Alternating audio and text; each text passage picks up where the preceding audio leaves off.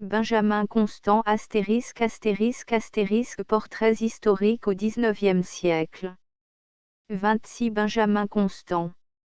Par Hippolyte Castille, Paris Ferdinand Sartorius, éditeur, 9, rue Mazarine, 9. L'auteur et l'éditeur se réservent le droit de traduction et de reproduction à l'étranger. 1857 Imprimerie de L. Tinterlin et C., rue Neudébon Enfant, 3. Benjamin Constant. Tout en ne m'intéressant qu'à moi, je m'intéressais faiblement à moi-même. Je portais au fond de mon cœur un besoin de sensibilité dont je ne m'apercevais pas, mais qui, ne trouvant point à se satisfaire, me détachait successivement de tous les objets qui, tour à tour, attiraient ma curiosité. Cette indifférence surtout s'était encore fortifiée par l'idée de la mort. Benjamin Constant, Adolphe. Un soir, en décembre 1830, une foule immense s'engouffra dans la triste rue de Marbriers et de Fossoyeurs qui mène au cimetière du Père-Lachaise. Paris, ses hautes maisons et ses tours grises se perdaient dans la nuit. Il pleuvait. Mais la foule émue, qui s'acheminait si tard vers la funèbre colline de l'Est, ne sentait ni la pluie, ni le froid. Des étudiants et des ouvriers traînaient, par ce servile instinct des maltins toutes heureuses de s'atteler au char de la célébrité, le cadavre d'un illustre acteur de la vie publique. Comme dans les images qui représentent les funérailles de Wurster, on voyait des gens armés de torches et, les uns à pied, les autres à cheval. L'émeute mortuaire qui se fait autour des cercueils politiques, la bière qui s'était trouvée trop grande pour le corbillard, le pavé glissant, les cris de Vive la liberté, avaient retardé le convoi. De sorte que ce fut avec une mise en scène tout à fait théâtrale que le Méphistophélès de la démocratie, M. Benjamin Constant, fut apporté à sa dernière demeure. Monsieur de Lafayette prononça un discours, où l'éloge de la liberté se mêlait à l'éloge du tribun décédé. La terre se referma ensuite sur ce pauvre corps tourmenté, pendant 40 ans, par tant de passions plus ou moins factices et par tant de vanité de l'esprit et du cœur. La France, au XIXe siècle est, quoi qu'elle en pense, plus malade de son imagination que de son génie. À l'heure où j'écris, l'activité tourne au positif et paraît se concentrer avec une énergie singulière dans les questions d'intérêt matériel. Mais toute la première moitié du siècle offre un caractère fort différent. Ce n'est qu'à dater du règne de Louis-Philippe que la transformation commence. Encore rencontre Théon, à cette époque, une pléiade d'utopistes qui prouvent que l'imagination, pour avoir pris des aspects systématiques, survit encore. Elle cherche à survivre, en dépit de la matière envahissante, dans un romantisme économique qui rivalise avec le débordement de vers et de feuilletons dont notre adolescence fut inondée. Les choses ont changé. Adolphe aujourd'hui ne se nomme plus Benjamin Constant, il se nomme tout simplement Monsieur Million, banquier, déjeune en imagination de la tête de Rothschild et ne fait de victime qu'à la bourse. Monsieur Benjamin Constant traversa les 3 phases révolutionnaires, militaires et parlementaires qui préparent l'ère encore inconnue vers laquelle nous marchons, et que, jusqu'à présent, on a surnommé l'ère industrielle. Henri Benjamin Constant de Rebec fut un Flamand qui naquit à Lausanne, le 25 octobre 1767. Ses aïeux ont guerroyé au XVIe siècle, sous Charles Quint et sous Henri IV. C'était une famille d'Aire-sur-la-Lys, bonne petite ville de l'Artois, qui dort paisiblement entre ses hautes et pittoresques fortifications. Cette famille était devenue protestante au XVIe siècle. Il perdit sa mère en naissant. Son enfance manqua de ces impressions tendres qui, chez les hommes d'imagination, sont surtout nécessaires, parce qu'elles assouplissent l'orgueil et l'égoïsme de leur personnalité. Son père était un colonel suisse au service des États généraux de Hollande. Le privilège de porter des armes, l'éclat barbare du costume, l'absolu dans l'obéissance comme dans le commandement, engendrent chez les militaires une sécheresse d'esprit, un scepticisme, un matérialisme de bonne humeur qui n'est pas ce qu'il y a de mieux pour l'éducation de la jeunesse. Le militaire est toujours, dans sa propre pensée, un peu conquérant, un peu irrésistible, et persuadé, avant tout, de la raison de la force. Aussi reste-t-il fort léger en matière de sentiments. Lisez les maximes du père d'Adolphe sur les femmes et les conseils qu'il donne à son fils. Cela vous aidera beaucoup à comprendre le cœur de Benjamin Constant. Mais chez un capitaine de troupes suisse à la solde étrangère, ses principes se doublent d'un positivisme genevois et d'une impassibilité de gendarme qui comble la mesure. Le père de M. Benjamin Constant avait conservé le flegme flamand de ses ancêtres. Il y joignait un mélange d'ironie et de timidité qui tuèrent, dans l'âme de son fils, la facilité de l'abandon, une des plus précieuses facultés, en ce qu'elle aide à supporter la vie et crée des sympathies. L'abandon est comme la grâce, un don inestimable, un des précieux joyaux des fées qu'on nomme l'amabilité. Nous l'avons déjà vu dans Talleyrand, ces enfants sans mère et que le caractère de leur père prive des épanchements du jeune âge, atteignent souvent, dès l'enfance la plus tendre, une déplorable précocité. Le père et le fils s'observaient. Quelquefois l'émotion les gagnait. Ils étaient sur le point de se jeter dans les bras l'un de l'autre. Mais le père, gourmé dans sa dignité, empêché par cette timidité qui envahit quiconque se déshabitue d'être affectueux, attendait que son fils fît le premier pas. Et le fils, bridé par l'apparente froideur du père, se tenait à distance. Tous deux devinrent à ce commerce contraint, ironique, réservé dans leurs sentiments et superficiel dans leur langage. À 12 ans le jeune Benjamin Constant était un petit homme, c'est-à-dire un petit monstre d'esprit, d'impertinence, d'expérience, de rectitude dans le style. Son père n'était pas partisan de l'éducation de collège. Il lui donna des précepteurs, mais la plupart échouaient contre l'indocilité de leur écolier. L'un d'eux pourtant, c'est M.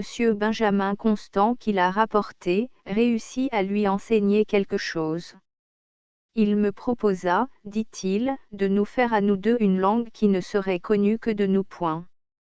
Cette proposition enflamma l'imagination du jeune Benjamin Constant. On se met à l'œuvre et on commence par inventer un alphabet. C'était le précepteur qui traçait les lettres de la langue nouvelle. Après les lettres vint un dictionnaire. Quel charme de ranger ces mots de son invention sous des lois grammaticales.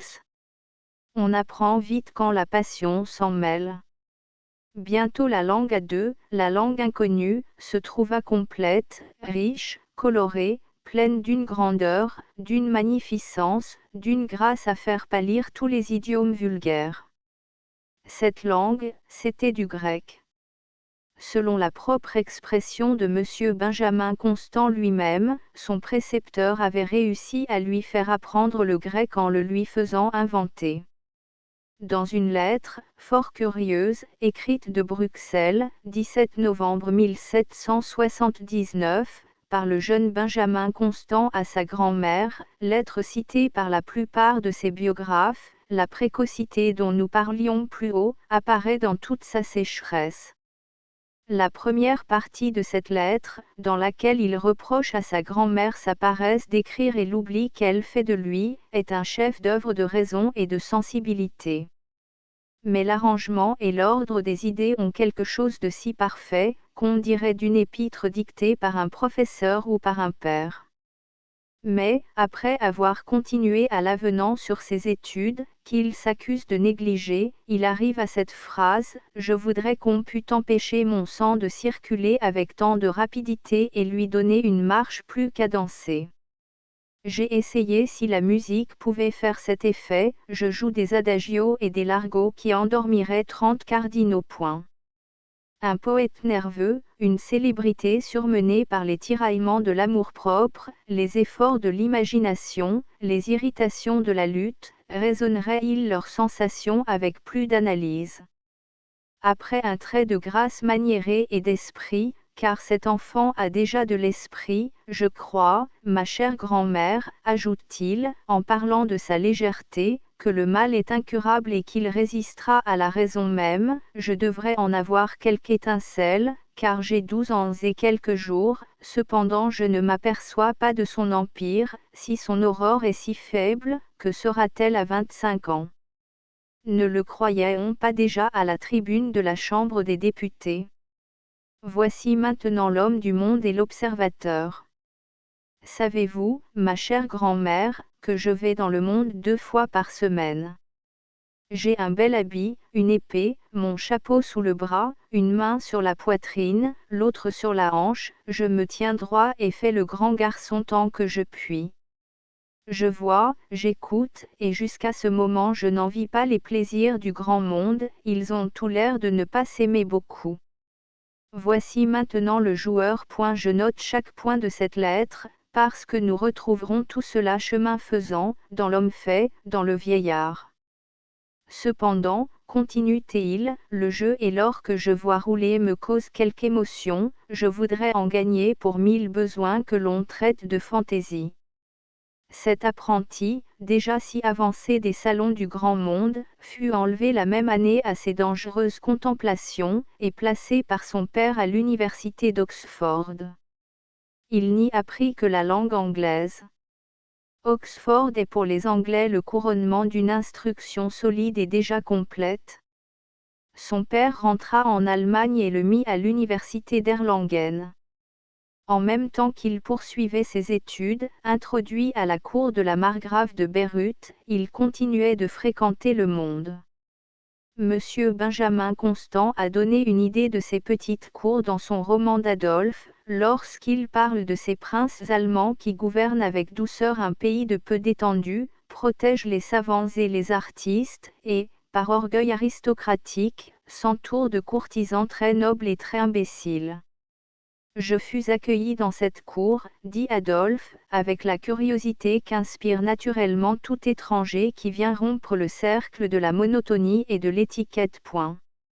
D'Erlangen, il alla achever ses études à Édimbourg, où il se lia avec des Whigs qui, depuis, ont fait du bruit dans le monde, la fréquentation de Graham, de Wilde, d'Erskine, de Mackintosh, dut laisser des traces dans son esprit. Nous le retrouvons ensuite à Paris, en 1787. Il a 20 ans. C'est pour lui l'époque critique, l'époque des passions. Ici se nouent presque tous les fils de cette existence si uniforme par les événements qui la composent, si tourmentés pourtant, comme Benjamin Constant l'a fait observer lui-même. À Paris, d'après son propre aveu, il mena une vie folle. Il logeait dans la maison Suard, où il rencontrait des gens de lettres très avancés dans la carrière et fortement empreints de la philosophie du XVIIIe siècle, les Morellet, les La Crétel, les La Harpe, les Marmontel. Les fréquentations de la maison du professeur Stuart, à Oxford, celle de la maison Suard, à Paris, lui laissèrent 2 empreintes qu'il conserva toujours, l'empreinte du Whig et celle du voltairien. La cour de Brunswick ajoutera une 3e nuance à cette capricieuse individualité, le germanisme. L'ensemble de ces choses constitua certainement une bonne partie de son originalité extérieure. Un des compagnons de cette vie folle et ruineuse de toutes les manières, était ce Laclos, qu'on rencontre au début de la vie politique des principaux acteurs de la comédie de 15 ans. Laclos est mêlé, comme par une malice du diable, aux origines de la politique du Palais Royal. Il tient la plume dans les premières escarmouches de la monarchie parlementaire qui tend à se faire jour. Il a été le premier confident et le premier instrument de cette politique qui a amené le triomphe de la classe moyenne en France, et qui a prétendu personnifier l'ordre, le mérite et la vertu. C'est durant ce premier séjour à Paris, que M. Benjamin Constant rencontra chez M. Necker une femme auteur qui occupa assez longtemps son imagination, Madame de Charrière. Il ne paraît pas qu'il ait alors connu Madame de Staël, absente sans doute à l'époque de ce court séjour. Madame de Charrière, hollandaise de naissance, qui a vécu en Suisse, et dont la vraie place était à Paris, a écrit de jolies nouvelles. Monsieur Sainte-Beuve a publié une partie de sa correspondance avec Benjamin Constant. Cette correspondance nous montre Madame de Charrière sous l'aspect d'une femme du XVIIIe siècle, c'est-à-dire douée de beaucoup de liberté d'esprit, d'une intelligence supérieure, bonne femme, mais bizarre, paradoxale, et poussant trop loin l'analyse des sentiments pour ne pas se heurter à l'épicuréisme et à la mort. Les lettres de Monsieur Benjamin Constant, beaucoup plus nombreuses, aident singulièrement à la compréhension de cette nature complexe, qui échappe si aisément au crayon. Le futur tribun de la Restauration s'y montre tel qu'il exista sous la pompe du langage, sous les grands mots dont fut bernée la jeunesse de nos pères. On l'y voit avec ce mélange d'égoïsme et de sensibilité, qu'il a si bien décrit lui-même, ironique et tendre, saturé du mépris des hommes, indifférent au vice et à la vertu, mélancolique, paresseux, viol, voilant l'aridité du fond sous l'éclat de la forme, mobile, incertain, sans foi religieuse ni philosophique, démocrate par humanité peut-être, mais beaucoup aussi par une sorte d'esprit satanique à la Byron, blasé, ennuyé, âme marchant avec l'idée constante et décourageante de la mort. Sans effroi ni appétition de ce qui peut exister par-delà le tombeau. Madame de Charrière avait connu Benjamin Constant au sortir de l'enfance. À dater de leur rencontre à Paris, cette liaison devint plus vive. Madame de Charrière avait alors 45 ans, et Benjamin Constant entrait dans sa 20e année. Il était alors fort amoureux d'une demoiselle Jenny Pourrat, qui les conduisait doucement et prudemment, ne se souciant point d'un pareil mari. Et, selon toute apparence, Madame de Charrière n'en était encore vis-à-vis de lui qu'au rôle d'amie indulgente avec laquelle un jeune homme parle raison. Cependant Monsieur de Constant le père, peu satisfait de la conduite de son fils, le rappela près de lui à Bois-le-Duc, afin de l'obliger à choisir une carrière. L'amour, l'ennui, la contrariété et surtout ces coups de tête que Benjamin Constant prenait si souvent pour du désespoir, s'en mêlant, au lieu d'aller à Bois-le-Duc, il partit pour l'Angleterre avec 3 chemises, quelques bas, une paire de pantoufles en guise de souliers et 30 et un louis en poche. Il arrive à Douvres, et le voilà courant à pied le pays, couchant dans les auberges de villages et quelquefois dans une simple cabane, se faisant en imagination un poème d'aventure et de misère comme Jean-Jacques Rousseau et Goldschmidt. Mais tout est factice dans Benjamin Constant. Il sait bien qu'à Londres il a des amis riches et puissants, qu'une lettre, un avis, un mot, et sa bourse est remplie. Comme un curieux au sommet d'une tour bordée d'un solide garde-fou, il regarde en riant l'abîme et se donne le plaisir d'avoir peur. Ah! Que je vais être heureux cet automne, s'écrie-t-il, avec du linge blanc, une voiture et un habit sec et propre. À travers ses pérégrinations il entretient sa confidente de 1000 projets fantastiques, de rêves d'agriculture en Amérique, etc., etc. Une lettre du père qui promet son pardon à la condition qu'on reviendra au logis, et qu'on acceptera un emploi de chambellan à la cour du duc de Brunswick. Le 3 octobre, à 8 heures du soir, Monsieur Benjamin Constant, qui venait de traverser à pied le canton de Vaud, arrivait à Colombiers et frappait à la porte de Madame de Charrière. Il partit le lendemain pour Lausanne.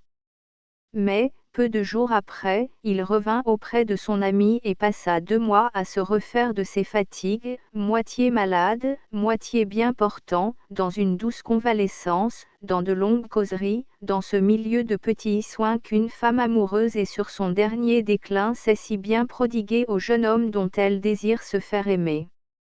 L'amour vint en effet, amour maladif, bizarre, et portant en soi-même, par la disproportion d'âge de l'amant et de la maîtresse, un prompt germe de mort. Madame de Charrière n'en laissa pas moins une impression durable chez Monsieur Benjamin Constant. Car, pendant 8 années, il continua de lui écrire à intervalles irréguliers, il est vrai. Mais dès son arrivée à la cour de Brunswick, il est aisé de voir au ton de cette correspondance que Madame de Charrière est déjà revenue à son modeste rôle de confidente, et qu'elle en accepte avec résignation les muettes douleurs. D'abord ce sont des railleries sur la cour du duc de Brunswick, sur ses balles, vous ne tensez pas, monsieur le baron. Non, madame point. Derer Kammerjunker dans un nicht point. Nein, Eure Excellence point. Votre Altesse Sérénissime aime beaucoup la danse point. Votre Altesse Sérénissime dansera-t-elle encore? Votre Altesse Sérénissime est infatigable point. Mais voici qu'une blonde Wilhelmine console Benjamin Constant de la stupidité de la noblesse brunswickoise et hambourgeoise. À qui fait-il part de cette consolation? À Madame de Charrière. Il se marie. À qui confie-t-il ses joies conjugales? À Madame de Charrière. Bientôt il s'aperçoit que sa Wilhelmine aime un brunswickois quelconque. Benjamin Constant a de l'esprit, il s'en fait une arme. Mais Wilhelmine a du caractère. Un divorce dénoue cette situation. Mais tout en divorçant, Benjamin Constant soupire. Il l'aime, sans doute. Lui, aimer, non pas, cela ne dépend pas de lui, et il n'en est pas capable. Mais il a besoin d'émotions, n'en pouvant trouver de vraies, il s'en crée de fausses. Trop d'imagination unie à une grande sécheresse de cœur et à un irrémédiable fond de légèreté et de scepticisme explique cette agitation dans le vide. Peu d'hommes ont mis autant d'art à se rendre malheureux sans pouvoir même se bien convaincre de ce malheur. Il est très singulier qu'à travers cette existence de gentilhomme, d'amoureux à la Worcester et de joueur, car il contracta de bonne heure cette fatale passion, Monsieur Benjamin Constant ait conçu l'idée d'écrire un livre sur les religions. Il y a des sujets endémiques comme certaines maladies. La fin du XVIIIe siècle s'occupa beaucoup de polythéisme. C'était encore une façon de prêter des armes à la philosophie contre l'Église. C'est à 19 ans que lui vint la première pensée d'écrire ce livre. Et, selon son propre aveu, il n'avait alors aucune des connaissances nécessaires pour écrire 4 lignes raisonnables sur un pareil sujet. Tout en faisant sa cour à Madame de Charrière, il griffonnait des lieux communs sur des cartes à jouer et assemblait des faits. À la fin de sa vie, il en réunit 20 ou 30 000, qu'il pouvait faire manœuvrer dans un sens ou dans un autre, comme des soldats, disait-il. Ce qui faisait plus d'honneur à son esprit qu'à ses convictions. Monsieur Benjamin Constant s'était marié en 1789, en 1793, le divorce était consommé. Hymen. Hymen. Hymen. Quel monstre, s'écriait-il 6 jours avant la décision. Détesté de l'aristocratie de Brunswick, supportant impatiemment ses fonctions de gentilhomme ordinaire, il disait, gentilhomme fort extraordinaire, son divorce ne put lui rendre que plus odieux un pareil séjour. Il se sentit atteint du mal du pays et revint à Lausanne. Déjà depuis quelques années son esprit se dirigeait vers la politique, et bientôt cet esprit si mobile va se fixer dans cette direction. À s'en rapporter aux premières expressions de la pensée qui apparaissent en masque dans cette correspondance tout à fait intime, je crois, comme vous, qu'on ne voit au fond que la fourbe et la fureur, dit-il, en parlant de la démocratie. Mais j'aime mieux la fourbe et la fureur qui, renversant les châteaux forts, détruisent les titres et autres sottises de cette espèce, mettent un pied légal sur toutes les rêveries religieuses, que celles qui voudraient conserver et consacrer ces misérables avortons de la stupidité barbare des Juifs, hantés sur la férocité ignorante des Vandales. Et, Plus loin, il ajoute ces mots qui l'expliquent bien mieux que tous les commentaires biographiques: le genre humain est né sot et mené par des fripons, c'est la règle, mais entre fripons et fripons, je donne ma voix aux Mirabeau et aux Barnave, plutôt qu'aux Sartines et aux Breteuil. Le vice secret de M. Benjamin Constant est là tout entier. Il fut démocrate sans croyance à la démocratie, choisissant entre deux friponneries celle qui satisfait le mieux à l'ironie de son caractère et à ses instincts littéraires. Que deviendrait une nation faite à l'image d'un tel homme? Il est clair qu'elle ne serait plus menée par des fripons de génie.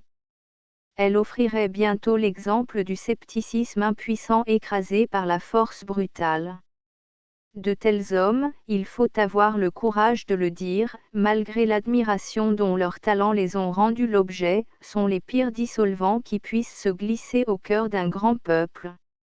Si les Français n'y prennent garde, l'aveugle adoration du talent les mènera vers l'abîme où périt jadis la démocratie athénienne. Lisez de Zahor, lisez Tacite, ne vous alambiquez l'esprit sur rien, répondait Madame de Charrière à ce malade de la pensée obligé de s'avouer à lui-même son impuissance. Je m'accroche aux circonstances pour justifier mes défauts, disait-il.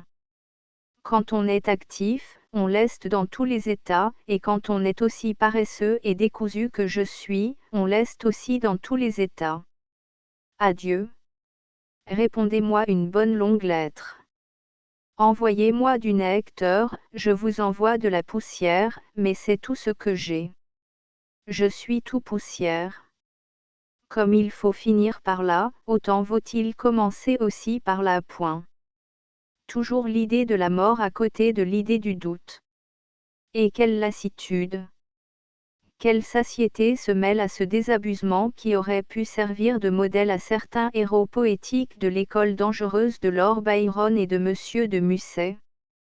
Je suis, dit ce Manfred ou sera le, parvenu à ce point de désabusement que je ne saurais que désirer, si tout dépendait de moi, et que je suis convaincu que je ne serais dans aucune situation plus heureux que je ne le suis. Cette situation et le sentiment profond et constant de la brièveté de la vie, me fait tomber le livre ou la plume des mains, toutes les fois que j'étudie. Nous n'avons pas plus de motifs pour acquérir de la gloire, pour conquérir un empire ou pour faire un bon livre, que nous n'en avons pour faire une promenade ou une partie de whist. Et pourtant cet homme, qui se croit tout poussière, qui a un sentiment si constant de la brièveté de la vie, ce qui devrait lui inspirer le désir de la remplir par des actes utiles, est toujours en chasse de chimères, de vanités et de passions amoureuses dans lesquelles il n'apporte pas plus de foi d'ailleurs que dans ses doctrines politiques et religieuses. En arrivant à Lausanne, dans la plus belle saison de l'année, en juin 1793, M. Benjamin Constant éprouva un sentiment de bien-être moral aisé à comprendre chez un homme de tant d'indépendance. Il se sentait à la fois débarrassé de l'habit de haute domesticité et de l'épaisse atmosphère de la petite cour béotienne de Brunswick. Il respirait l'air natal dans le plus pittoresque pays du monde. Comme s'il eût voulu tout à fait dépouiller le vieil homme, il débuta au retour par une brouille avec Madame de Charrière. Elle était à cet âge où le demi-jour lui-même, où les mensonges de la toilette et des lumières, ne permettent plus d'illusion. Les larmes n'ont plus d'empire alors. Et la tristesse, dénuée des grâces touchantes que lui prête la jeunesse, ne fait que rendre plus rigides ces lignes sévères de la vieillesse, qui font honte à l'amour et obligent au respect. Au printemps de la vie, l'amour, alors même qu'il est prêt à choir, s'accroche dans sa chute à tant de rameaux verts et fleuris, qu'il ne tombe qu'après de longues péripéties. Mais, à l'âge que venait d'atteindre Madame de Charrière, les ruptures vont vite. Le jeune homme qui s'est laissé prendre à ses amours de vieille femme, fuit bien vite avec une secrète confusion. La correspondance continua longtemps encore, mais c'était jeu de beaux esprits bien plus que commerce amoureux. La famille de M. Constant ne comprit rien à son caractère, qui, depuis quelques années, s'était développée, mais développée dans le sens d'une ironie dont ces bonnes âmes n'avaient pas le secret. Il y a des gens heureux et médiocres pour qui ces maladies de l'esprit ne sont même pas appréciables. Ces sages et ces praticiens de la vie domestique haussent les épaules à l'aspect de ces êtres factices et incompris qui leur font un peu l'effet d'enfants indisciplinés ou de comédiens, à moins qu'ils ne les prennent pour des débauchés ou des aigres fins. La famille atténue la rigueur un peu obtuse de ses jugements. Aussi M. Benjamin Constant fut-il seulement considéré, ainsi que le dit M. Sainte-Beuve, comme un très jeune homme sans conséquence. Les Lausannais et les émigrés français furent plus sévères. M. Benjamin Constant se moqua des uns et des autres, afficha un républicanisme railleur, oscilla encore pendant un an, à cause des instances de sa famille, entre Brunswick et la Liberté, et revint à Lausanne désespérer les bonnes gens du canton. C'est pendant ce séjour, en 1794, que M. Benjamin Constant fit la connaissance de Madame de Staël. Chacun sait que les Bleus se détestent comme des poitrinaires. Peut-être que le spectacle de leur propre maladie, chez les infortunés affligés du mal d'écrire, leur rappelle trop visiblement leurs conditions. La jalousie aussi joue son rôle, et ce serait une chose frémissante à penser que 10 bleus enfermés dans une même cellule. Madame de Charrière, sans se douter qu'un jour Madame de Staël lui succéderait dans l'imagination de M. Benjamin Constant, avait jeté sur lui des préventions contre celle qu'elle nommait l'ambassadrice. Mais les préventions causent quelquefois le contraire de ce qu'on en pourrait attendre. La grâce et l'esprit, dans un objet contre lequel nous sommes prévenus, nous surprennent agréablement. La prévention ne saurait tenir contre des qualités réelles, et notre mobile esprit passe souvent alors d'un extrême à l'autre. À la première rencontre que M. Benjamin Constant fit de Madame de Staël, le 30 septembre 1794, à Coppet, il commence à trouver que Madame de Charrière a jugé un peu sévèrement cette femme remarquable. Ce n'est pas uniquement une machine parlante, comme l'a charitablement insinué sans doute Madame de Charrière. Il remarque en elle de l'imprudence sans doute, de l'activité par tempérament, beaucoup de paroles, mais de la bonté, de la confiance, de l'abandon, de la bonne foi. 3 semaines après c'est bien autre chose. La mine est chargée et l'explosion éclate.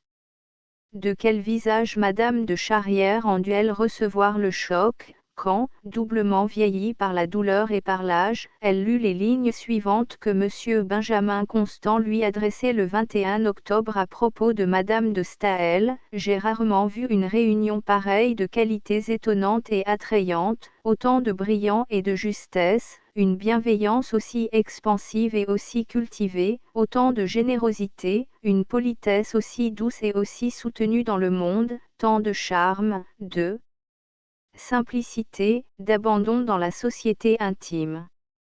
C'est la seconde femme que j'ai trouvée qui m'aurait pu tenir lieu de tout l'univers, qui aurait pu être un monde à elle seule pour moi, vous savez qu'elle a été la première.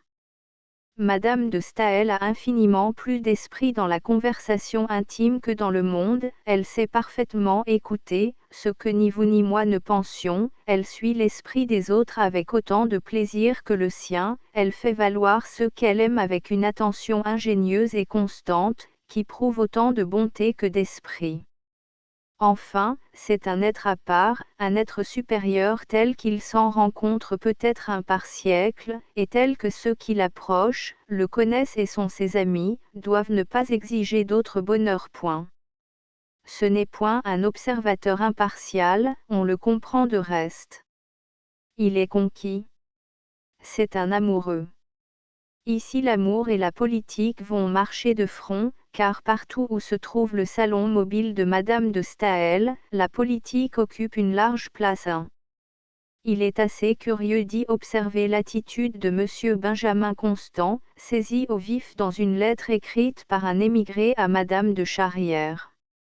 Arrivé à Paris en 1795, Monsieur Benjamin Constant s'était logé rue du Colombier. J'ai cru voir dans ce choix un souvenir sentimental, dit le correspondant de Madame de Charrière. Monsieur Benjamin Constant venait de faire ses débuts politiques par la publication de sa première brochure. On devine ce que peut être sous le Directoire l'homme, qui, le 14 octobre 1794, écrivait à Madame de Charrière « Je suis devenu tout à fait aliéniste. » Si Talien pouvait représenter quelque chose, c'était la crapule et rien de plus. Il l'a bien prouvé à table et ailleurs. Dans une ou deux conversations que je me souviens d'avoir eues dans ma jeunesse avec le vieil ouvrard, Jean est plus appris sur le ménage talien qu'il n'en faut pour fixer mes doutes, s'il m'en pouvait rester, sur la moralité des thermidoriens. Le correspondant de Madame de Charrière nous dépeint Monsieur Benjamin Constant, sous la figure de ce qu'on nommait alors un muscadin. Pour les airs et le costume, se rappeler les gravures du temps.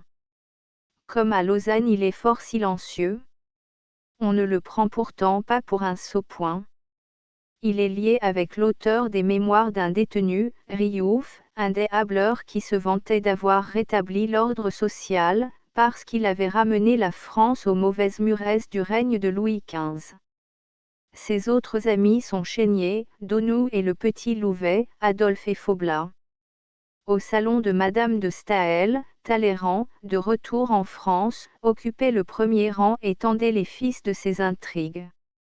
C'est dans ce monde du Directoire que brille Monsieur Benjamin Constant. Parisien d'esprit et de droit, car il s'est fait naturaliser français en vertu de la loi du 15 décembre 1790, qui accordait les droits civiques aux protestants issus de familles expulsées jadis pour cause de religion. Ce grand monde parisien, et surtout le salon de l'ambassadrice, le correspondant de Madame de Charrière a le courage de le lui écrire, lui vaut mieux que le petit cabinet de Colombier. Il s'en excuse et ajoute, vous ne serez pas fâché contre moi, n'est-ce pas? Si vous n'étiez pas si sauvage, que vous voulussiez rassembler dans votre cabinet 25 personnes, que l'un fût girondin, l'autre thermidorien, l'autre platement aristocrate, l'autre constitutionnel, un autre jacobin, 10 autres rien, alors j'aimerais avoir Constant écouté de tous à Colombier et goûté partout. Le salon d'ici lui va mieux. S'il n'y passait que 2 heures par jour, il serait pour lui la meilleure étude. Mais, hélas, il y passe 18 heures, il ne vit plus que dans ce salon, et le salon le fatigue, il n'en peut plus. Sa santé se délabre, son physique si grêle souffre déjà.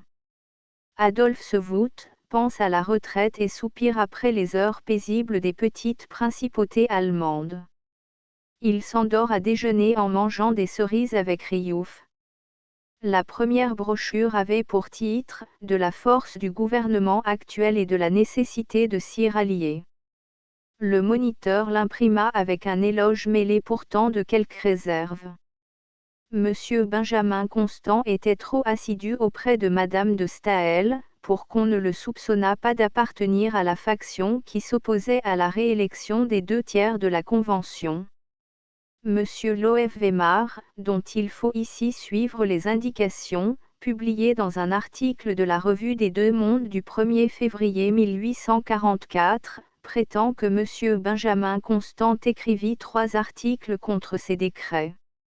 Monsieur de Loménie met ces articles en doute et déclare n'avoir pu les retrouver s'ils existent.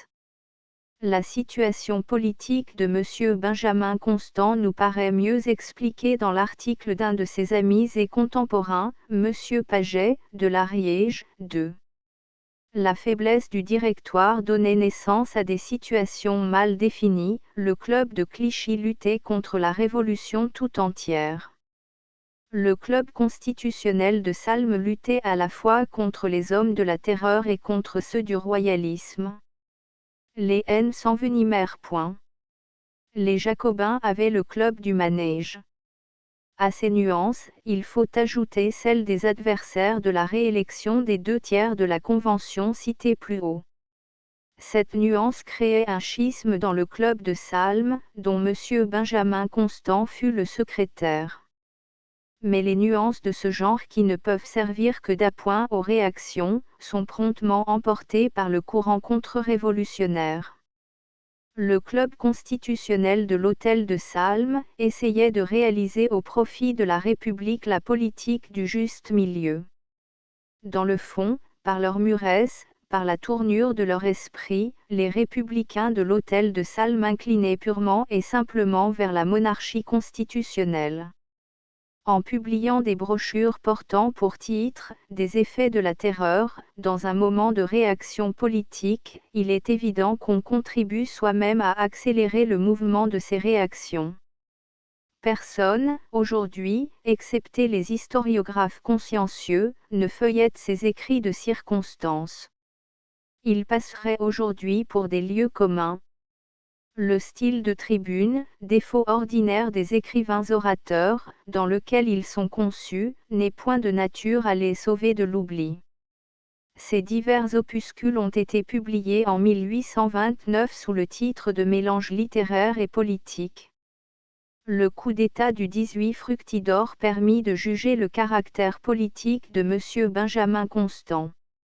Il n'y a pas de meilleure pierre de touche pour les caractères, dans la vie publique, que les événements de ce genre. Dans un discours prononcé au club de Salm, il articula des paroles qu'il contredit plus tard, mais dans lesquelles il donnait alors son approbation au coup d'État. Cela n'était pas très conséquent avec le libéralisme de ses opinions. Rien de plus fréquent d'ailleurs que cette inconséquence chez les libéraux. La haine de la Révolution, si mal comprise pendant longtemps, les rejetait dans toutes les circonstances périlleuses du côté du despotisme. Avant le 18 Fructidor, la ligne politique de M. Benjamin Constant, par cela même qu'elle était douteuse, l'exposait aux récriminations et aux attaques de tous les partis. Il eut un duel avec un journaliste nommé Sibuet. Le duel faisait aussi partie de la politique du temps. Il reparaît de temps en temps en France dans le monde politique et littéraire, où il semble se concentrer, ce qui prouve uniquement que l'amour-propre est plus développé dans les classes intellectuelles qu'ailleurs. La réaction allait grand train. M. Benjamin Constant reprit alors ce rôle de frondeur qui n'a peut-être pas été sans utilité en France à diverses époques de notre histoire, mais qu'il n'en faut pas moins considérer comme un ingrédient politique dangereux aussi peu conforme au génie de la monarchie qu'à celui d'une démocratie égalitaire et gouvernementale comme la démocratie française. Au tribunat, dont il fit partie après le 18 Brumaire, M. Benjamin Constant essaya de faire de l'opposition parlementaire comme s'il eût été à la Chambre des communes ou à l'Assemblée constituante. Mais les temps étaient changés. Par un abus de pouvoir qui faisait pressentir la grande dictature militaire sous laquelle la France allait tomber, Bonaparte épura, Madame de Staël disait écréma, le tribunat. Depuis 60 ans, en France, les événements ont si complètement dominé les hommes et violé si manifestement le droit apparent et la justice écrite, que ces événements n'ont souvent été compris ni par ceux qui les accomplissaient ni par ceux qui les subissaient. De telle sorte, qu'au point de vue individuel, ils sont restés crimes pour celui qui les a commis, vertu pour qui s'y est opposé. Ce sont les destinées de la Révolution qui, en vue d'un droit et d'une justice supérieure, poursuit sa marche à travers les institutions presque aussitôt brisées qu'elles ont été créées. La phase militaire de la Révolution ne fut comprise que comme l'expression de l'ambition et du génie d'un homme superposant sa volonté à la loi. C'était n'en voir que le côté mesquin et humiliant. Le salon de Madame de Staël ne vit que ce côté-là. Avec tout l'esprit qui s'y trouvait, on ne s'y éleva pas jusqu'à cette pensée altière et républicaine, que les grands hommes sont de fragiles instruments engendrés par et dans la mesure des situations, pour la déduction logique des faits antérieurs. Ce sont les anneaux apparents de la chaîne historique des nations.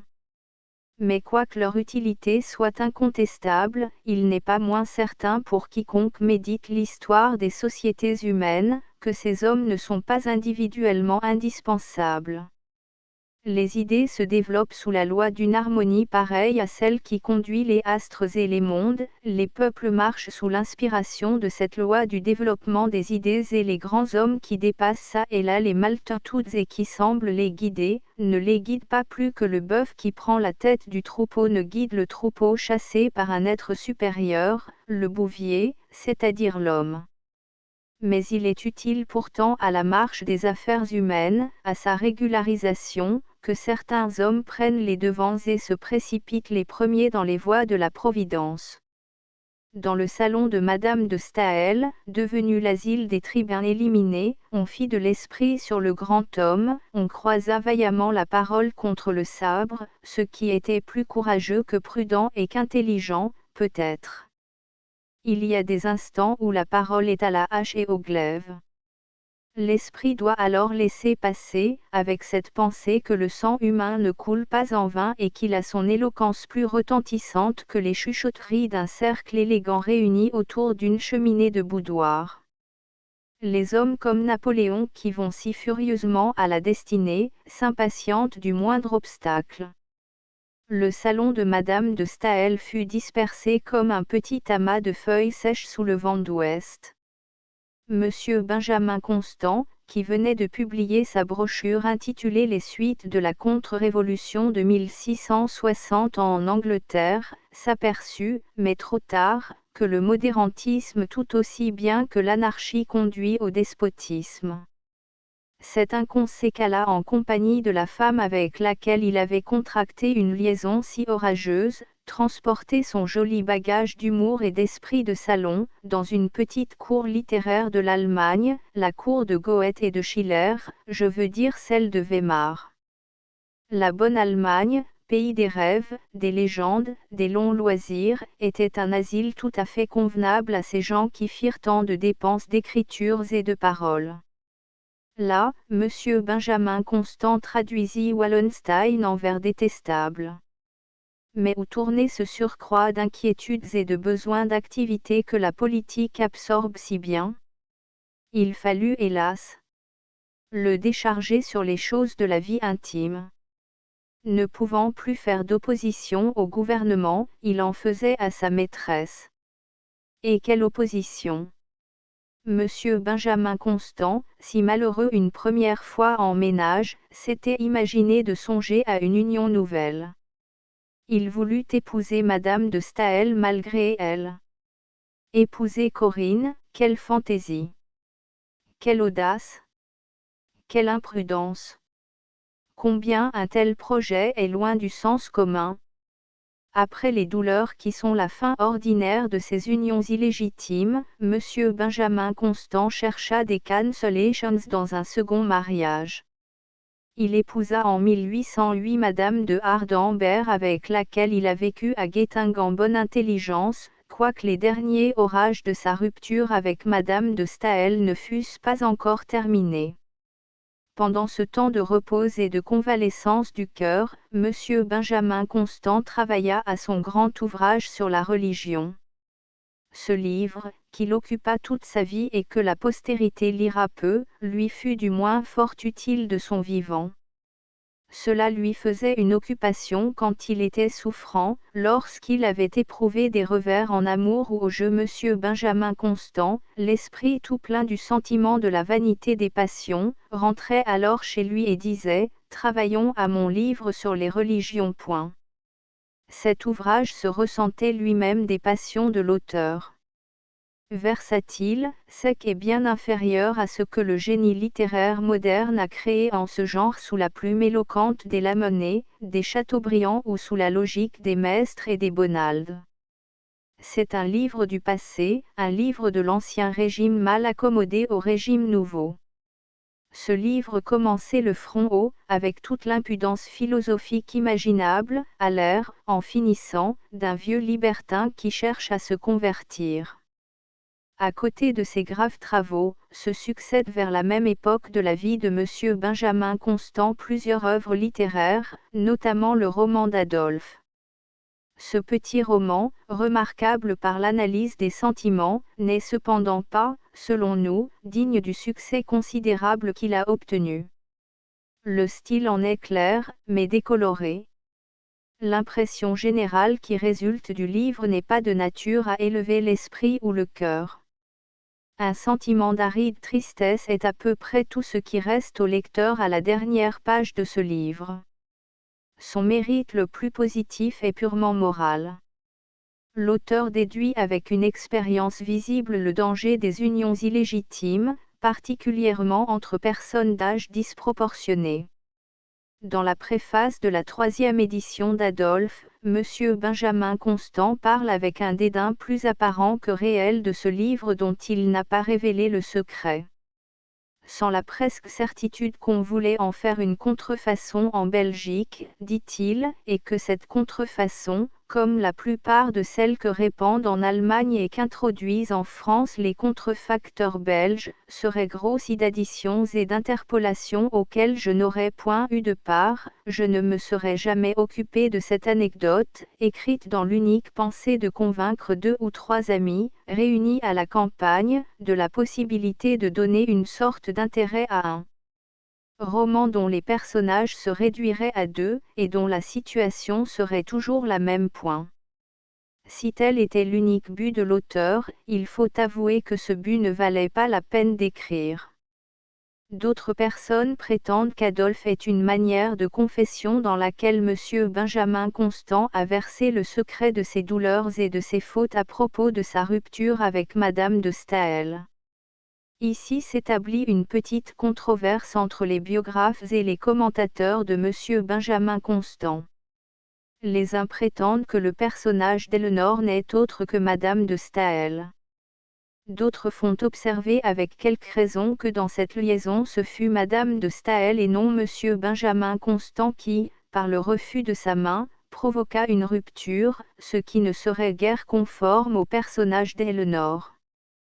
Monsieur de Loménie va plus loin, il donne le nom de la personne qui servit de modèle au romancier, ce fut, à ce qu'il prétend, une Anglaise, Madame Lindsay, avec laquelle Monsieur Benjamin Constant eut une liaison passagère. Ce fut à peu près vers la même époque, qu'outre sa traduction de Wallenstein, Monsieur Benjamin Constant écrivit un autre ouvrage en vers intitulé « Florestan ou le sage de Soissons ».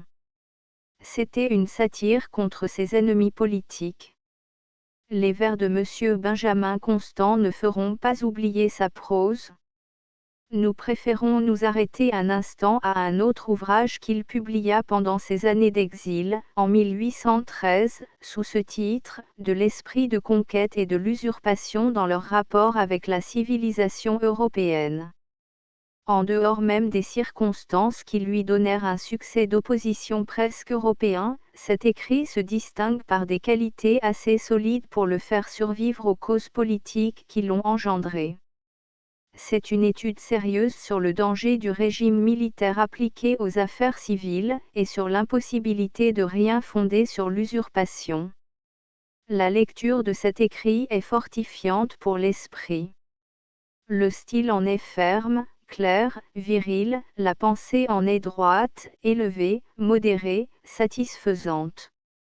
Telle était la brochure politique à l'époque où il existait encore en France des publicistes sérieux. Pendant son séjour en Hanovre, il avait eu quelques entretiens avec Bernadotte, dangereuse fréquentation pour un proscrit. Elle fit médire de M. Benjamin Constant. Nous disons médire parce qu'on supposa à un moment qu'il eût favorisé Bernadotte dans ses vues sur le trône de France. Rentré à la première Restauration avec M. Auguste de Staël, M. Benjamin Constant soutint le gouvernement de Louis XVIII dans une série d'articles qu'il publia du 15 avril 1814 au 19 mars 1815, dans le journal des débats. À cette dernière date, l'empereur était déjà à Fontainebleau et Louis XVIII montait en voiture. Or, le dernier article de M. Benjamin Constant était une protestation fort vive contre le retour de Napoléon. Il terminait en jurant qu'il n'aurait pas l'infamie de se traîner d'un pouvoir à l'autre. Il se retira ensuite chez le consul américain, gagna Nantes et revint à Paris 9 jours après. En moins d'un mois le serment fut oublié. Adolphe n'avait pas plus de fidélité envers les républiques, les monarchies et les empires qu'à l'égard des femmes.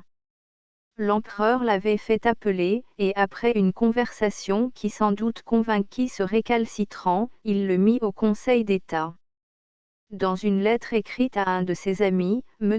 Benjamin Constant explique sa conduite par la magie du retour de Napoléon Ier, par l'assentiment universel du peuple et de l'armée, par la mansuétude du maître envers ses adversaires les plus animés, par son retour sincère aux principes libéraux. Ceci n'explique pas grande chose. Faut-il, d'un autre côté, s'en rapporter à M. Loef Weimar? Est-ce par amour pour Madame de Récamier et pour vaincre les résistances de la belle royaliste, que M. Benjamin Constant se compromit d'une façon aussi éclatante? Hélas! Il n'est guère permis d'en douter. À 48 ans, Adolphe n'était pas guéri des maladies de l'imagination, quoique chez lui le cœur n'ait peut-être jamais été bien sérieusement engagé, le besoin de désespoir, le goût de l'excessif qui tourmentait cet homme blasé, le trompait sur ses propres sentiments. S'il a, d'ailleurs, été sérieusement épris, sa passion, pour arriver sur le tard de la vie, n'en dut être que plus ardente. L'infortuné Jean-Jacques Rousseau l'a bien prouvé. Le journal La Presse a commencé la publication des lettres de M. Benjamin Constant à Madame de Récamier. Mais cette publication n'a pas été continuée. Un procès l'a interrompue. Le peu que nous connaissons de ces lettres est éclairé d'une belle flamme amoureuse, d'un style pareil à une flambée de sarment. Mais la vraie passion existe-t-elle dans ce foyer pétillant de toutes les étincelles de l'esprit? Je n'oserais l'assurer. L'amour et la politique, c'est trop à la fois. La politique est le dernier amour et ne souffre point de partage. C'est pourquoi les femmes ont l'instinctive horreur de la politique. Monsieur Benjamin joua toute sa vie avec l'amour et avec la politique, il leur demanda des émotions comme il en demandait aux cartes et aux dés. Combien les peuples, avant de prodiguer leur admiration et leur confiance aux hommes célèbres, devraient s'enquérir jusqu'à quel point ils en sont dignes. Que penser, par exemple, d'un homme de 48 ans qui, au moment où son pays, plongé dans les plus vastes complications qui aient jamais menacé l'existence d'un peuple, écrit à sa maîtresse, au milieu de tout cela, j'ai le chagrin de n'être occupé que de vous seul. Le monde croulerait, que je ne songerais qu'à vous point. Son pays est menacé d'un incendie général. Les rois se disputent le trône, et l'étranger, prêt à fondre sur la France comme sur une proie, épie l'heure d'une défaillance. Monsieur Benjamin Constant en profite pour presser la dame de ses pensées de lui accorder le plus de temps possible. Il se pose d'avance en victime, afin de se donner les grâces du supplice, comme si les rois étaient assez fous pour couper ces têtes sonores et légères, qu'ils savent bien être la propriété de tous les pouvoirs qui veulent s'en servir sans trop compter sur elles. Madame de Récamier, beauté froide et spirituelle, contemplait sans s'émouvoir cette manœuvre à la Wurster, qui ne seyait pas beaucoup à un homme de l'âge de M. Benjamin Constant. Dans sa jeunesse, dit M. Paget, de l'Ariège, inexpérimenté et timide, il échouait souvent devant cet esprit de finesse que la coquetterie donne aux femmes. Il demandait de l'amour, on lui offrait de l'amitié, et il entrait en fureur contre toutes les femmes qui ne disputaient avec lui que sur un synonyme point. Sauf la timidité, dont il avait eu le temps de se guérir, la situation était à peu près la même. L'article du 19 mars fut donc le résultat de cette tactique amoureuse. Il spéculait sur le danger. J'ai besoin de ma tête, disait-il, je l'expose pour une cause que vous aimez point. Après l'article, il parle de gaieté sur l'échafaud, pourvu qu'on l'aime. Mais il manqua son effet, et l'empereur envoya ce vieux fou travailler à l'acte additionnel. Dans ses mémoires sur les 100 jours, M. Benjamin Constant expliqua sa conduite. Mais on prouve tout ce que l'on veut.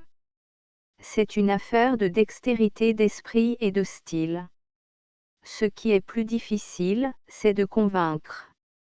Il ne convainquit personne, pas même sa maîtresse, qui peut-être le méprisait un peu plus que le public.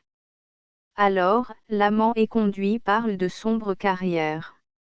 On dirait qu'il a flairé le romantisme. Il ne demande plus que de l'amitié. Après Waterloo, il sent venir l'insulte et le gentilhomme, ce qu'il y a de plus réel en lui se redresse un peu. Mais combien tout cela est peu viril. Sa défection lui a, du moins, servi à une chose, c'est à le ramener dans le sentier national. Vous verrez, écrit-il à Madame de Récamier, ce que seront les Bourbons, doublés des Cosaques pour la seconde fois. Dans cette débâcle de 1815, M. Benjamin Constant vit Madame de Krüdener. Cette rencontre mystique acheva de mettre le désarroi dans ses idées.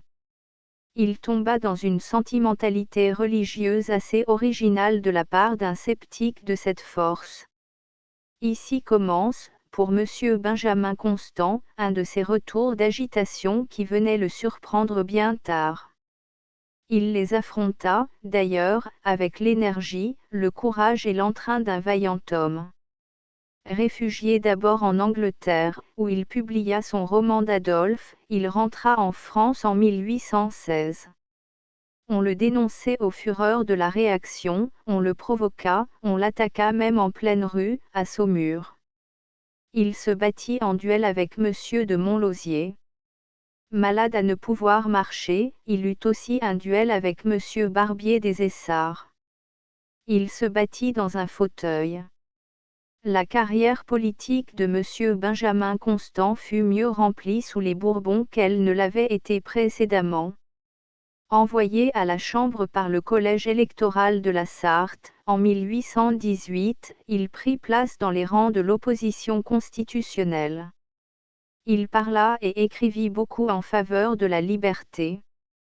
Ses discours ont été réunis en 2 volumes intitulés, un peu prétentieusement peut-être, Cours de politique constitutionnelle.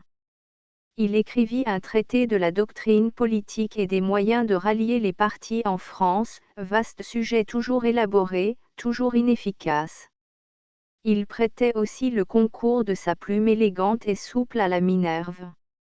En même temps qu'il prodiguait ainsi les ressources de son esprit, ne pouvant plus livrer ses forces épuisées aux travaux de l'amour, il les abandonnait aux démons du jeu. Un repère, bien connu alors sous la dénomination de cercle des étrangers, voyait chaque nuit apparaître ce grand et précoce vieillard à ses tapis verts chargés d'or.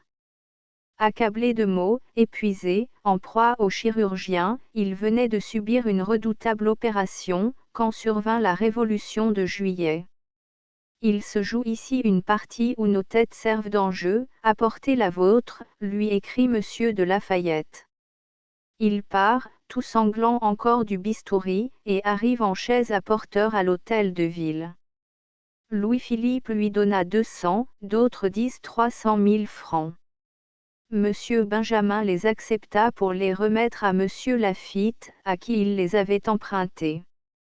Quelque sincérité qu'il ait pu mettre dans les paroles qu'il adressa à Louis-Philippe, en le prévenant que dans sa pensée la liberté passait avant la reconnaissance, il est triste de voir un homme d'État réduit par ses vices à de pareilles extrémités. Monsieur Benjamin Constant mourut la même année, le 8 décembre, dans sa 63e année. Malgré ses fautes, son nom est resté presque populaire. Il aimait la jeunesse. La jeunesse de la Restauration ne détestait ni les viveurs, ni les libertins, ni les joueurs, pourvu qu'ils eussent d'éloquentes paroles en faveur de la liberté. Elle se plaisait à contempler cette tête encadrée avec je ne sais quelle négligence d'artiste et de grand seigneur, de longs cheveux blonds et rares. Elle aimait ce visage sur lequel toutes les passions avaient laissé comme un reflet de nos agitations publiques. Ces hommes du monde révolutionnaire rappelaient à la France, humiliée sous le joug clérical et monarchique, de grands jours écoulés. Elle leur passait leurs vices, leurs faiblesses, et saluait en eux l'ombre de la Révolution. Fin. Note 1. Voir notre portrait de Madame de Staël. 2. Voir le dictionnaire de la conversation. Astérisque astérisque astérisque End of the Project Gutenberg e-book Benjamin Constant astérisque astérisque astérisque Updated editions will replace the previous one. The all editions will be renamed. Creating the works from print editions not protected by US copyright law means that no one owns the United States copyright in these works, so the Foundation, and you, can copy and distribute it in the United States without permission and without paying copyright royalty. Special rule, set forth in the general terms of use part of this license, apply to copying and distributing Project Gutenberg symbol marque commerciale electronic works to protect the Project Gutenberg symbol marque commerciale concept and trademark. Project Gutenberg is a registered trademark, and may not be used if you charge for an e-book, except by following the terms of the trademark license, including paying royalty for use of the Project Gutenberg trademark. If you do not charge anything for copy of this e-book, complying with the trademark license is very easy. You may use this e-book for nearly any purpose such as creation of derivative works, report, performance and research. Project Gutenberg e-books may be modified and printed and given away. You may do practically anything in the United States with e-books not protected by US copyright law. Redistribution is subject to the trademark license, especially commercial redistribution. Start, full license. The full Project Gutenberg license. Please read this before you distribute or use this work to protect the Project Gutenberg symbol marque commerciale mission of promoting the free distribution of electronic works, by using or distributing this work, or any other work associated in any way with the phrase Project Gutenberg. You agree to comply with all the terms of the full Project Gutenberg symbol marque commerciale licence available with this file or online at www.gutenberg.org/licence. Section 1. General Terms of Use and Redistributing Project Gutenberg symbol marque commerciale electronic works. 1.a By reading or using any part of this Project Gutenberg symbol marque commerciale electronic work, you indicate that you have read, understand, agree to and accept all the terms of this license and intellectual property, trademark / copyright, agreement. If you do not agree to abide by all the terms of this agreement, you must cease using and return or destroy all copy of Project Gutenberg symbol marque commerciale electronic works in your possession.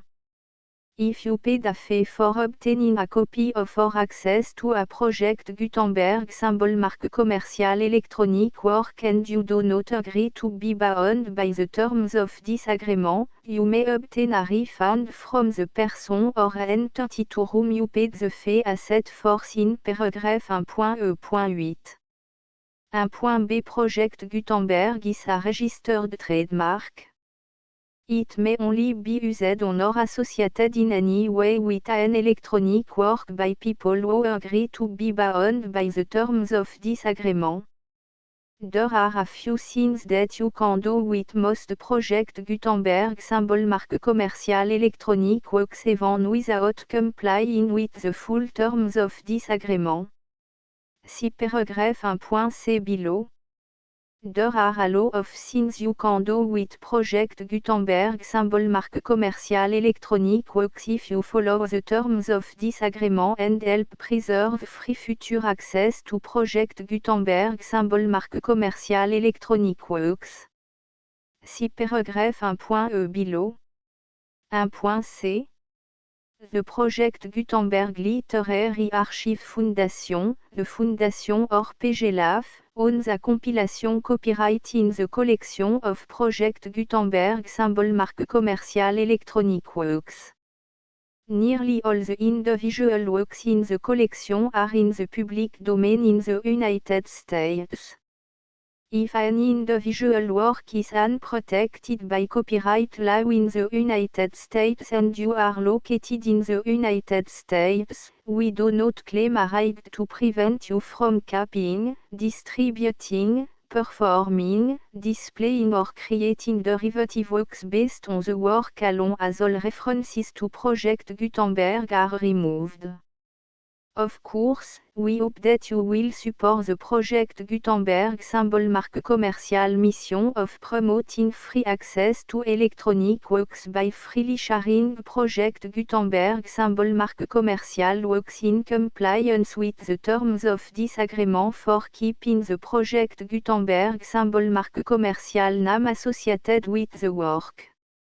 You can easily comply with the terms of this agreement by keeping this work in the same format with its attached full Project Gutenberg symbol marque commercial license when you share it without charge with others. 1.d. The copyright laws of the place where you are located also govern what you can do with this work. Copyright laws in most countries are in a constant state of change. If you are outside the United States, check the laws of your country in addition to the terms of this agreement before downloading, copying, displaying, performing, distributing or creating derivative works based on this work or any other Project Gutenberg symbol marque commercial work. The Foundation makes no representations concerning the copyright status of any work in any country other than the United States. 1.e Unless you have removed all references to Project Gutenberg. 1.e.1.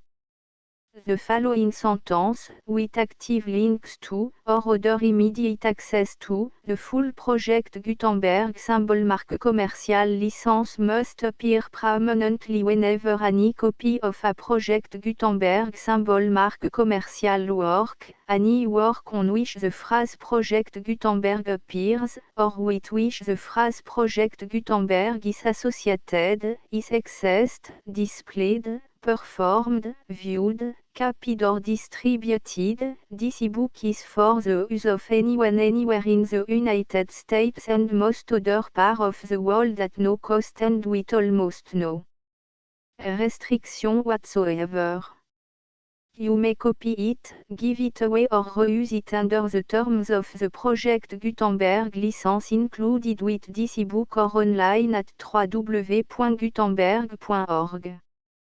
If you are not located in the United States, you will have to check the laws of the country where you are located before using this e-book. 1.e.2. If an individual Project Gutenberg symbol marque commercial electronic work is derived from texts not protected by US copyright law, does not contain a notice indicating that it is posted with permission of the copyright holder, the work can be copied and distributed to anyone in the United States without paying any fees or charge. If you are redistributing or providing access to a work with the phrase Project Gutenberg associated with or appearing on the work, you must comply either with the requirements of paragraphs 1.e.1 through 1.e.7 or obtain permission for the use of the work and the Project Gutenberg symbol marque commercial trademark as set forth in paragraphs 1.e.8 or 1.e.9. 1.e.3. If an individual Project Gutenberg symbol marque commercial electronic work is posted with the permission of the copyright holder, your use and distribution must comply with both paragraphs 1.e.1 through 1.e.7 and any additional terms imposed by the copyright holder. Additional terms will be linked to the project Gutenberg symbol marque commercial license for all works posted with the permission of the copyright holder found at the beginning of this work. 1.e.4 Do not unlink or detach or remove the full project Gutenberg symbol marque commercial license terms from this work, or any file containing a part of this work or any other work associated with project Gutenberg symbol marque commercial. 1.e.5 Do not copy, display, perform, distribute or redistribute this electronic work, or any part of this electronic work, without permanently displaying the sentence set forth in paragraph 1.e.1 with active links or immediate access to the full terms of the project Gutenberg symbol marque commercial license. 1.e.6 You may convert to and distribute this work in any binary, compressed, marked up, non-proprietary or proprietary form, including any word processing or hypertext form. However, if you provide access to or distribute copy of a project Gutenberg symbol marque commercial work in a format other than plain vanilla ASCII or other format used in the official version posted on the official project Gutenberg symbol marque commercial website, www.gutenberg.org, you must, at no additional cost, fee or expense to the user, provide a copy, a means of exporting a copy, or a means of obtaining a copy upon request, of the work in its original plain vanilla ASCII or other form. Any alternate format must include the full project Gutenberg symbol marque commercial license as specified in paragraph 1.e.1. 1.e.7 Do not charge a fee for access to, viewing, displaying, performing, copying or distributing any project Gutenberg symbol marque commercial works unless you comply with paragraph 1.e.8 or 1.e.9.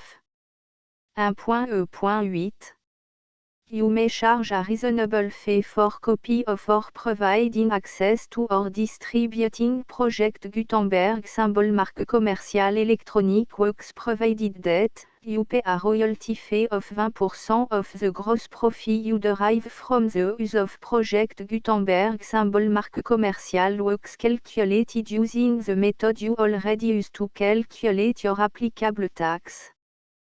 The fee is owed to the owner of the project Gutenberg symbol marque commercial trademark, BU et HAS agreed to donate royalty under this paragraph to the project Gutenberg Literary Archive Foundation. Royalty payment must be paid within 60 days following each date on which you prepare, or are legally required to prepare, your periodic tax returns. Royalty payment should be clearly marked as sent to the project Gutenberg Literary Archive Foundation at the address specified in section 4, Information à bout donation to the project Gutenberg Literary Archive Foundation. You provide a full refund of any money paid by a user who notifies you in writing, or by email, within 30 days of receipt that // does not agree to the terms of the full project Gutenberg symbol marque commercial license. You must require such a user to return or destroy all copy of the works possessed in a physical medium and discontinue all use of and all access to other copy of project Gutenberg symbol marque commercial works. You provide, in accordance with paragraph 1.f.3, a full refund of any money paid for a work or a replacement copy, if a defect in the electronic work is discovered and reported to you within 90 days of receipt of the work. You comply with all other terms of this agreement for free distribution of project Gutenberg symbol marque commercial works. 1.e.9 If you wish to charge a fee or distribute a project Gutenberg symbol marque commercial electronic work or group of works on different terms than are set forth in this agreement, you must obtain permission in writing from the project Gutenberg Literary Archive Foundation, the manager of the project Gutenberg symbol marque commercial trademark. Contact the Foundation à set forth in section 3 below. 1.f1.f.1 Project Gutenberg volunteers and employees expend considerable effort to identify, do copyright research on, transcribe and proofread works not protected by US copyright law in creating the Project Gutenberg symbol marque commercial collection. Despite these efforts, Project Gutenberg symbol marque commercial electronic works, and the medium on which they may be stored, may contain defects such as, but not limited to, incomplete, inaccurate or corrupt data, transcription errors, a copyright or other intellectual property infringement, a defective or damaged disk or other medium, a computer virus, or computer code that damage or cannot be read by your equipment. 1.f.2 Limited warranty, disclaimer of damage, except for the right of replacement or refund described in paragraph 1.f.3, the Project Gutenberg Literary Archive Foundation, the owner of the Project Gutenberg symbol marque commercial trademark, and any other party distributing a Project Gutenberg symbol marque commercial electronic work under this agreement, disclaim all liability to you for damages, costs and expenses, including legal fees. You agree that you have no remedy for negligence, strict liability, breach of warranty or breach of contract except those provided in paragraph 1.f.3. You agree that the Foundation, the trademark owner, and any distributor under this agreement will not be liable to you for actual, direct, indirect, consequential, punitive or incidental damages even if you give notice of the possibility of such damage.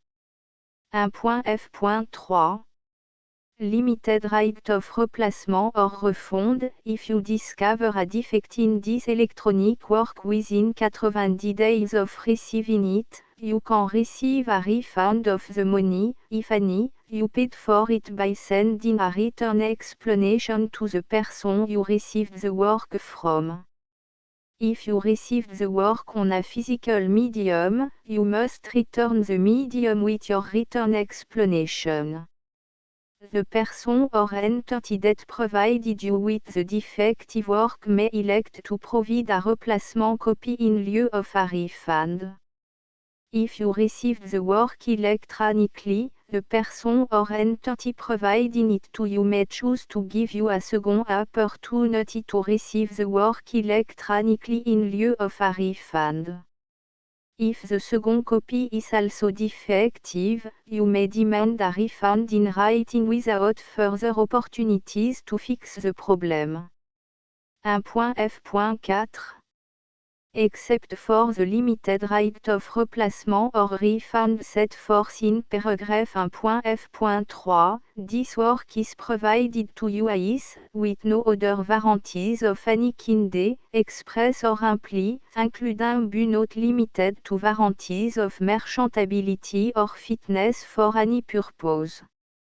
1.f.5 Some states do not allow disclaimers of certain implied warranties or the exclusion or limitation of certain type of damages.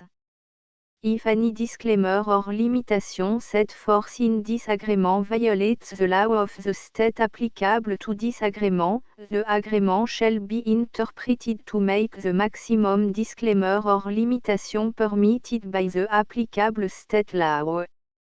The invalidity or unenforceability of any provision of this agreement shall not void the remaining provision.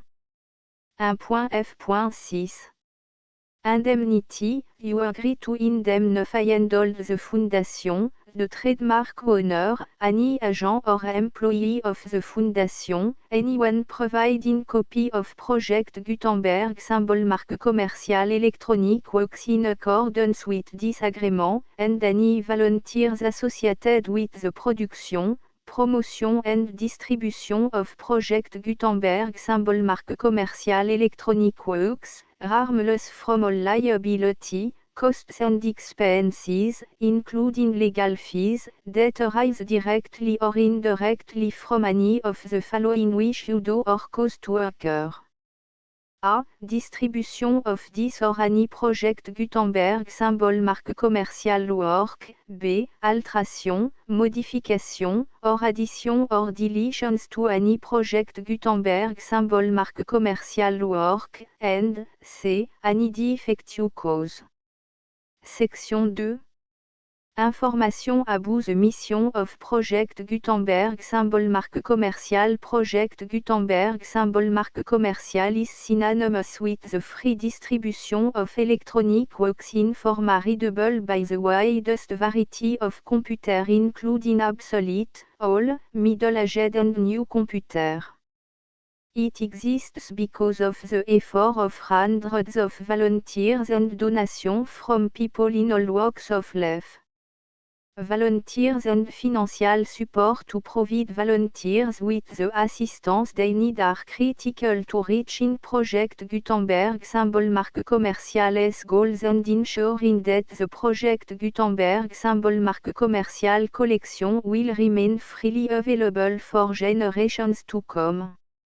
In 2001, the Project Gutenberg Literary Archive Foundation was created to provide a secure and permanent future for Project Gutenberg symbol marque commerciale and future generations. To learn more about the Project Gutenberg Literary Archive Foundation and how your efforts and donations can help, see section 3 and 4 and the Foundation information page at www.gutenberg.org. Section 3. Information about the Project Gutenberg Literary Archive Foundation. The Project Gutenberg Literary Archive Foundation is a non-profit 501, c3, educational corporation organized under the laws of the state of Mississippi and granted tax-exempt status by the Internal Revenue Service. The Foundation SEIN or Federal Tax Identification Number is 64 à 6 221 541. Contribution to the Project Gutenberg Literary Archive Foundation are tax deductible to the full extent permitted by US federal laws and your state's laws. The Foundation's business office is located at 809 North 1500 West, Salt Lake City, U84 116, 801, 596 à 1887. Email contact links and up-to-date contact information can be found at the Foundation's website and official page at www.gutenberg.org/contact. Section 4. Information about donation to the Project Gutenberg Literary Archive Foundation. Project Gutenberg symbol marque commerciale depends upon and cannot survive without widespread public support and donation to carry out its mission of increasing the number of public domain and licensed works that can be freely distributed in machine-readable form accessible by the widest array of equipment including outdated equipment. Many small donations, $1 to $5,000, are particularly important to maintaining tax-exempt status with the IRS.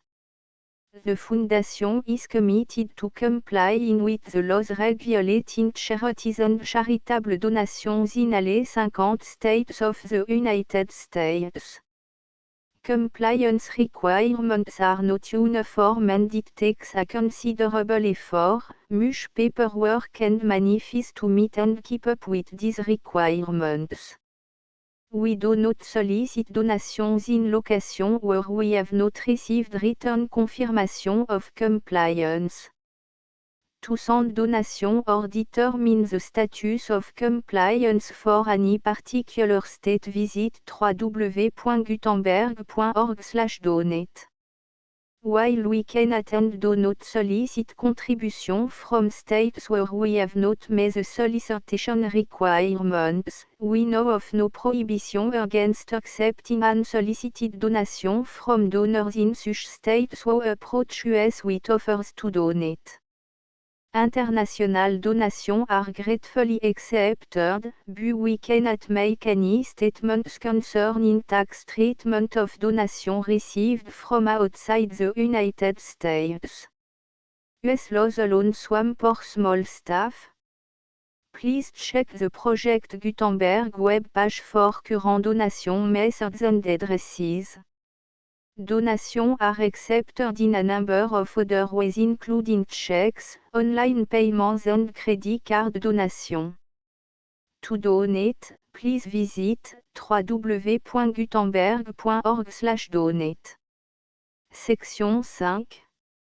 Générale information about Project Gutenberg symbol marque commerciale électronique works. Professor Michael S. R. was the originator of the Project Gutenberg symbol marque commercial concept of a library of electronic works that could be freely shared with anyone.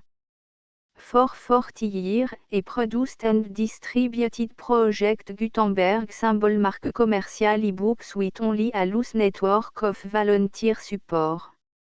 Project Gutenberg symbol marque commercial e-books are often created from several printed editions, all of which are confirmed and not protected by copyright in the US unless a copyright notice is included.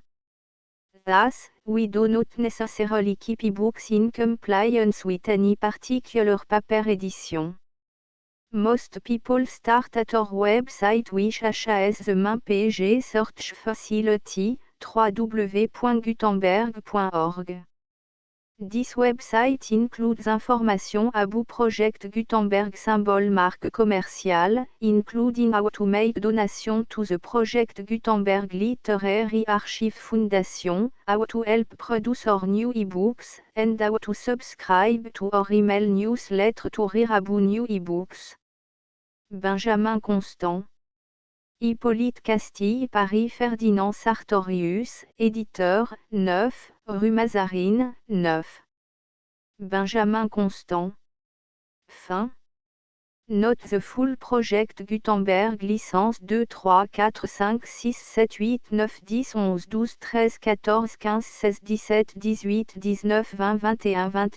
12 13 14 15 16 17 18 19 20 21 22 23 24 25 26 27 28 29 30 31 32 33 34 35 36 37 38 39 40 41 42 43 44 45 46 47 48 49 50 51 52 53 54 55 56